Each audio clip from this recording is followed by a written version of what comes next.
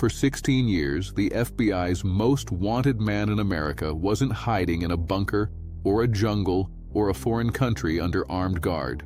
He was 2 miles from the beach, he fed pigeons in the park, he rented movies, and for 16 years, almost nobody caught on because almost nobody was looking in the right place.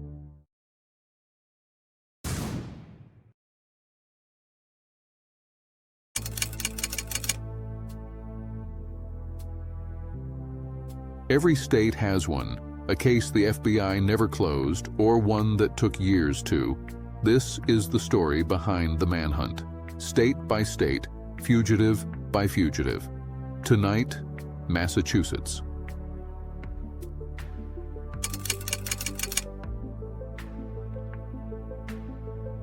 James Bulger, everyone called him Whitey, grew up in the housing projects of South Boston. By the 1970s, he wasn't just a criminal, he was the criminal. Bulger ran the Winter Hill Gang, extortion, drug trafficking, and murder. Investigators would eventually link him to 19 killings.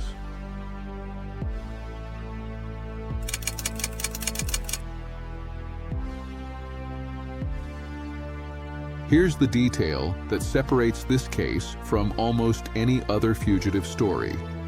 While Bulger ran his empire, he was also on the FBI's payroll, a top-level informant feeding agents information on a rival crime family. In exchange, his own handler is believed to have shielded him from prosecution for years.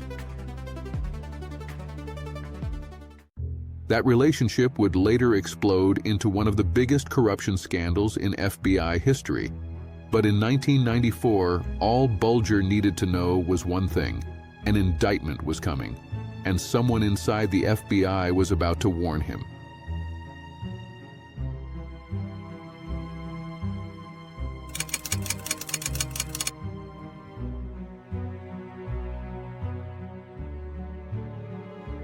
In December 1994, the warning came. A corrupt former FBI agent tipped Bulger off that racketeering charges were about to land. He didn't wait around. By January 1995, he was gone. What followed became one of the longest manhunts in FBI history. Bulger and his longtime girlfriend, Catherine Gregg, crossed the country, and investigators believe parts of Europe, always moving, always under fake names.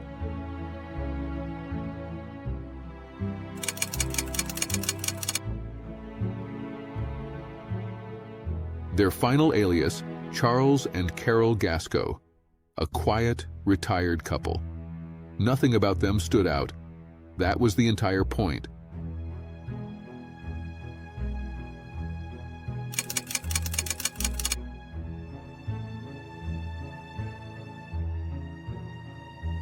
Year after year, he stayed at large.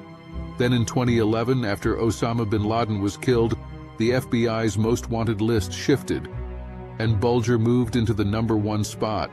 A $2 million reward sat on his head. Still, nothing.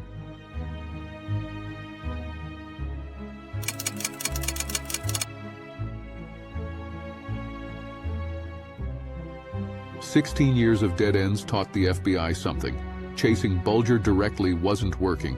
So in the summer of 2011, they changed the target. A new ad campaign ran on daytime television.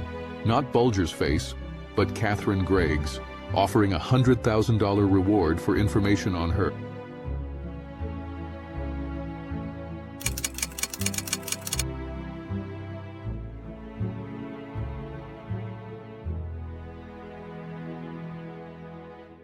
Within days, a tip came in, reportedly from a former Icelandic beauty queen who'd once lived in the same Santa Monica building and recognized Gregg from the ad. Agents traced it to a quiet apartment complex and began surveillance.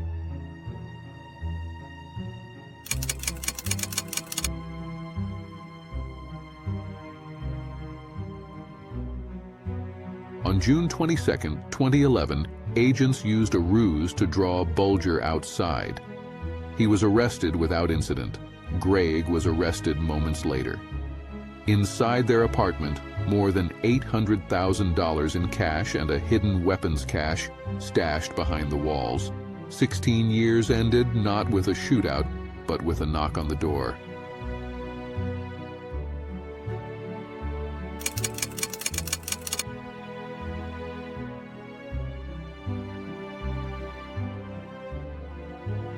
Bulger was extradited to Massachusetts and stood trial.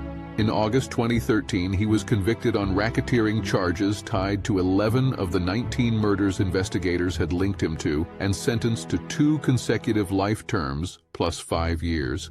Catherine Gregg was later sentenced separately to 8 years for harboring a fugitive.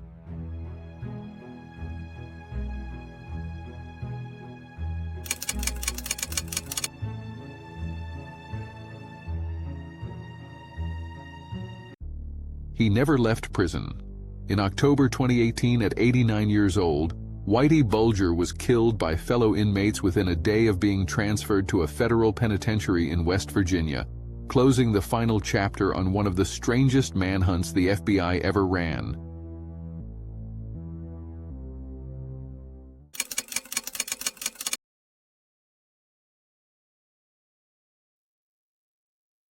The FBI still maintains active most wanted lists in every state. Real cases still open right now. Next time we head to the next state. Subscribe so you don't miss it.